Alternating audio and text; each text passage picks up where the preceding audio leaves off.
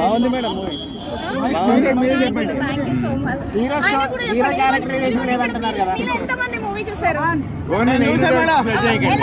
Super movie.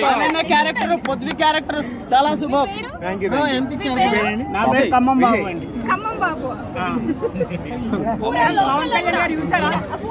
Channel కి చెప్పండి. పవన్ కళ్యాణ్ గారు మీ ఛానల్ కి కూడా ప్రమోట్. పవన్ కళ్యాణ్ గారు చెప్తే బాగుంటే ఖచ్చితంగా చెప్తాండి సినిమా. అంటే తెలుసా పవన్ కళ్యాణ్ గారికి?